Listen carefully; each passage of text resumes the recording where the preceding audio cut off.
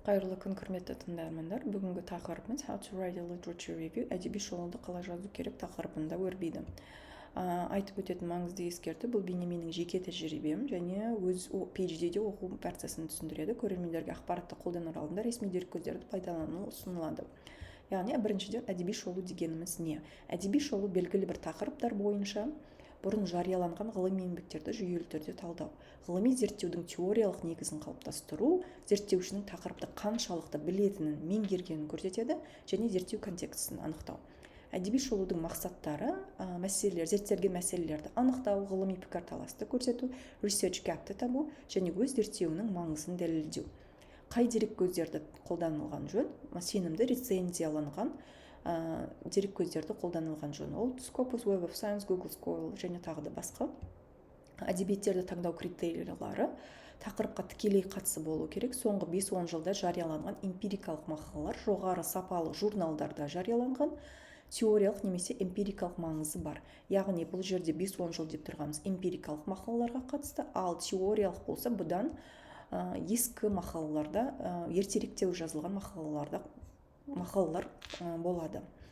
Әдеби шолудың жазу кезеңдері: бірінші, әдебиеттерді іздестіреміз, keywords арқылы оқу және аннотация жасау, тақырыптар бойынша топтау, салыстыру, талдау, қорытынды жасау. Мысалға айтатын болсақ, сыни әдеби шолу қалай жазылады? Бірінші, авторлардың көзқарастарын салыстырамыз. Айталық, сізде қандай да бір концепцияны зерттеу барысында 5-6 авторды таптыңыз, сол 5-6 автордың көзқарастарын жазасыздар, салыстырасыздар оларды. Әр автордың күшті, әлсіз тұстарын көрсетесіздер.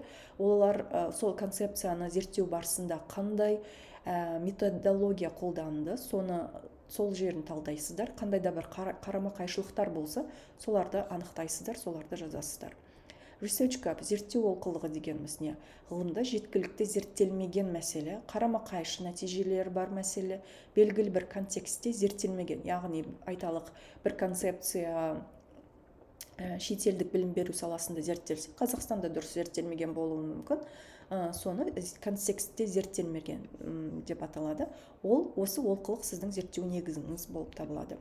Әдеби шолуды қорытындылау: негізгі үрдістерді жинақтаймыз, ғылыми олқылықты нақты көрсетеміз, өзіміздің зерттеу сұрағыңызға логикалық түрде өтіп кетеміз. Қорытынды: әдеби шолу зерттеудің негізі, жүйелік пен сыни ойлау маңызды. Бұл кезде жақсы әдеби шолу сіздің сапалы зерттеуіңіздің кепілі деген сөз. Яғни қаншалықты дұрыс әдеби шолу жасасаңыз, сіздің методологияңызда дұрыс болады, сіздің discussion бөліміңізде, қорытындыңызда дұрыс болады деген сөз. Мысалға айтатын болсақ, менің тақырыбым Developing Students Disciplinary Literacy in Science Education болса, мен мына көрсетілген сұрақтарды жауап беру арқылы өзімнің әдеби шолуымды жазған боламын. Яғни how literacy is conceptualized.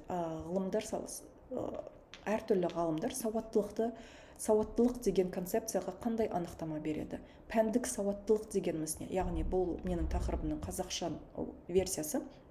Оқушылардың жаратылыстану ғылымдары бойынша пәндік сауаттылығын дамыту. Яғни біз бұл жерде басты концепциямыз пәндік сауаттылық.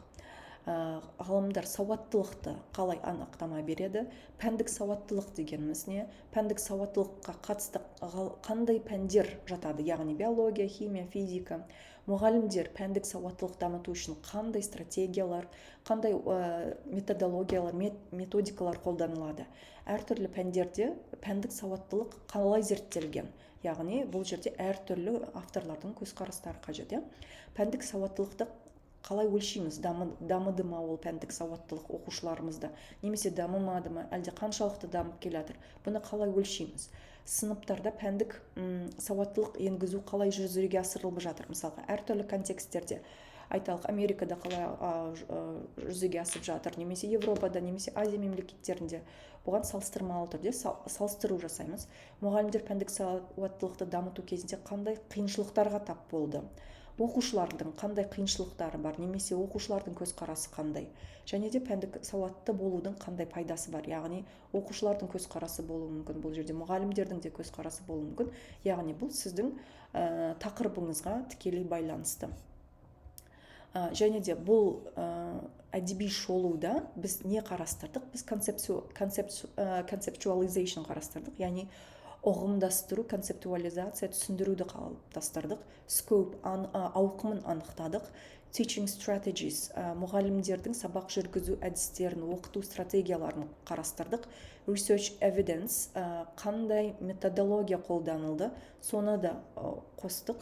Implementation, жүзеге асыру, бұны да қарастырдық. Қиыншылықтар мен артықшылықтарын да қарастырдық. Және де соңғы мәселе local context. Міндетті түрде өзіміздің зерттеуімізде local context-те қандай да бір сіздің ұғымыңыз немесе проблемаңыз біздің өзіміздің контекстте қалай жүзеге асады, соны да қосу міндетті. Егер де қандай да бір сұрақтарыңыз болса, комментарийге жазсаңыздар болады. Рахмет.